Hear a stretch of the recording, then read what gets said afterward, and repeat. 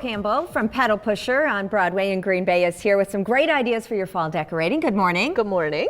Now, I asked her to come up with something that we could do ourselves at home. So she went into her own backyard. Yes. For real? For real, literally. I got home, I went in the backyard, scooped up a whole bunch of materials, brought them all into the shop, and just went from there. Yeah, and it's not like she lives out in the woods or anything. She lives in the city, and this is what she came up with. So let's start with this amazing wreath. Yeah, well, my inspiration was, at this time of year, everyone kind of starts to do their yard cleanup, and you have a lot of, grasses, and, I have a lot of grasses in my yard that some kind of fall over my sidewalk, so I went and scooped those up where it's kind of like, oh, I want to tidy up a little bit going into the winter season.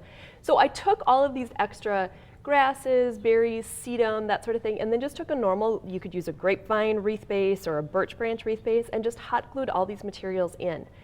This is designed more for outdoor usage because obviously these dry materials get a little brittle and over they'll time. Start to fall down. Exactly. Okay. But what looks beautiful about this is if you put this on your front door and you have some of these same materials still in your garden, you look so cohesive. Yes. Yeah. Coordinated. And then afterwards, when I'm done with this in fall, I will actually take this, put it back into my garden because there's a lot of wildlife that will come for the seeds and that sort of thing, and then it'll naturally reseed itself. So a lot of these things will replenish. Natural recycling. Exactly. You know what I've done before? I've gone to the yard waste site in town, and I've pulled some of these things out and used them in my decorating. They're beautiful textures. So yeah, if you don't have them in your own yard, you can borrow from what somebody else doesn't want. Go in your neighbor's yard while they're at work.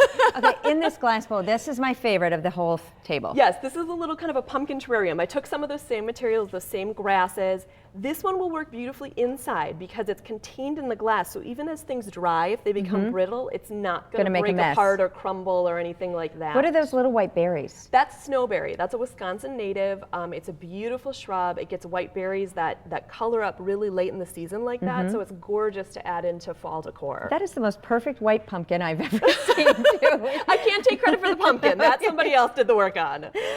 Moving over right next to it. Yep, this is a little freestanding centerpiece that I did. It's just all extra grasses, seed heads from coneflower, which a lot of people have around here. Just pull the petals off and the seed heads hold beautifully. If you make this correctly by spiraling all your stems, which you can kind of see down there, it will freestand. So it's a great you don't even need a vase for this one. No, not at all. And what are these? I love these. These are sea oats. And you can grow those here? Yep, you can grow those here. They reseed themselves really plentifully, so if you do dry them and use them somewhere, go ahead and scatter them back outside. And these are from overgrown grass? This is millet, yep. Okay. Also something birds love afterwards. Okay, all right. Now getting into the pumpkin stuff. I mean, I can see this like on a buffet table. Buffet table, these tall pieces are great on a mantle too, if you need something with some height. This really started with the grapevine, which I have down here on these pumpkins. I have an area in my yard where I kind of let the grapevine go. I have to fight with it because it'll get out of hand real fast.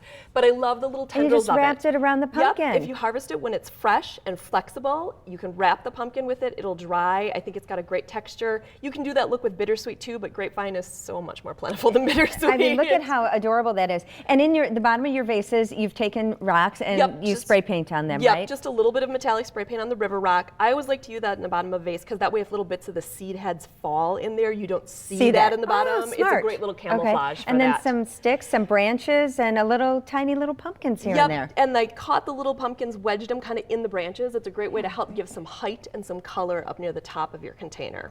Let people know where you're located. We're at 119 North Broadway in Green Bay. Last Farmers Market of the season is tomorrow night, so we're looking forward to that. Go visit them on Broadway. Thanks, Nichole. Thank you. We put a link on our website as well, fox11online.com. Click on Good Day Wisconsin, and now we're going to check in with Pete. I think he has good news for the Farmers Market tomorrow.